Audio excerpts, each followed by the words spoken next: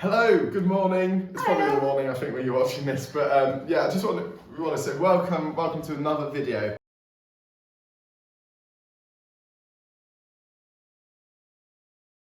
And I believe in school at this over this half term, you're going to be looking at Paul's letter to the Philippians, which is a great book, and it's full of wisdom and knowledge, and we think godly wisdom and knowledge as well, which makes it even better. So we're really excited for going and diving into these things. But this week we're going to look at something. So Kirsten, do you want to tell us? Yes, so today we're going to look at a verse in Philippians 4, it's verse 5. It says, "Let your gentleness be evident to all, the Lord is near." Now gentleness is a very big word, isn't it? Yes. So what does that actually mean? Discuss that in your group. What does gentleness mean to you?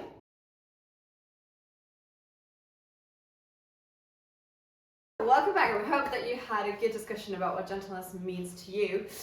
So today we're going to look at the origin of the word, and Yes. as the New Testament was firstly written in Greek, we thought, okay, let's look at the Greek word. Now, we can't speak Greek. Nope, not at all. So shall we try to? Well, I think they should try first. Ooh, good one. So on the screen is the word. So like pause the video or something. So the word hopefully is here somewhere. Try and say it to your partner, and then we'll have a go in a minute. So just pause the video now. We're meant to be paused.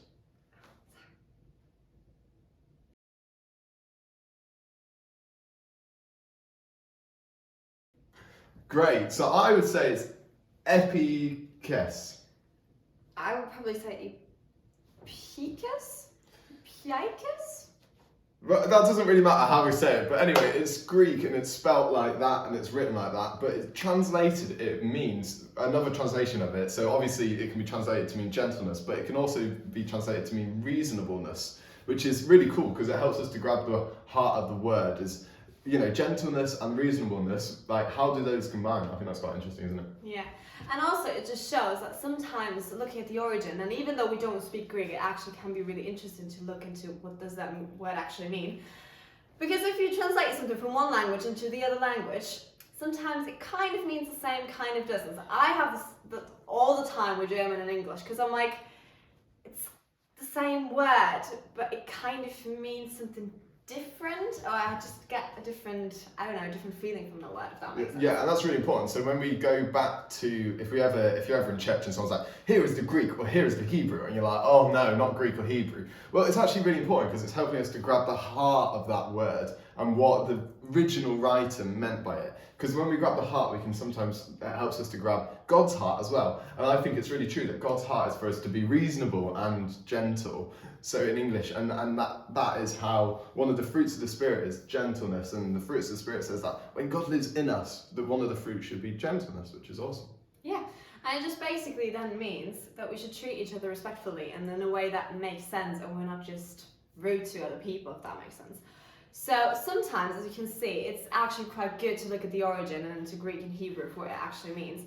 And sometimes then we realise, oh, actually, even though gentleness is such a big word, it's actually not that unachievable or not that unreachable. So that is a really good thing. So now the question for you guys, do you know anyone, maybe one of your friends, maybe a teacher, maybe your parents, that you would describe as gentle? How are they like what are they doing? How are they interacting with you? Discuss that in your groups.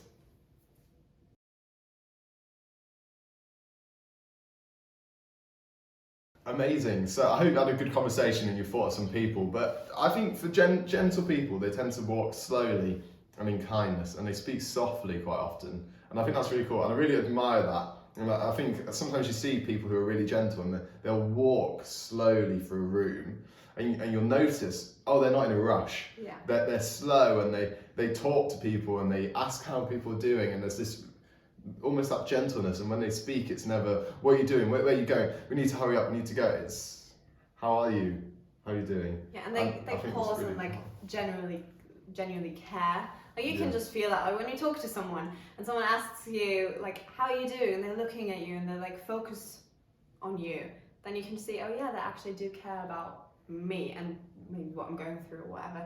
So I think that is really, really cool. So what we want to challenge, or how we want to challenge you guys now, is try to be intentionally gentle towards someone in this next week. and just show your love and your kindness to them. Maybe by just asking them every now and then, how are you doing? Do you need anything? Can I help you with anything?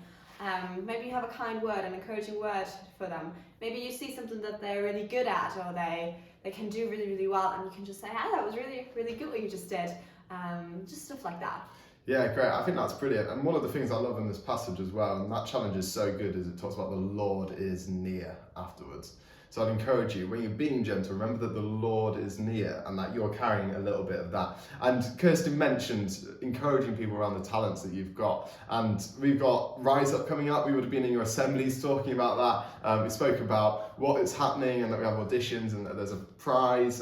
It's a really decent prize, isn't it? We've got, last year it was Beats headphones and a voucher, I think. So it's going to be something really similar this year. So I'd really encourage you, get signed up for the auditions on the 9th, Thursday the 9th after school. We'd love to see you there. Whatever gift you've got, God's given it to you. Don't waste it, use it. And we'd love to see you at those auditions. And there's all the usual things going up, which is Youth Church and Christian Union. So Youth Church is after school on a Wednesday, and then Christian Union's at lunch on a Friday. We'd love to see you. Bring your lunch, we do some games, and then we have a short talk. So we'd love to see you there. But God bless you. Have an amazing week, and we'll see you either at one of those three things. So it's going to be awesome. God bless you. See you guys. See you guys. Bye. Bye.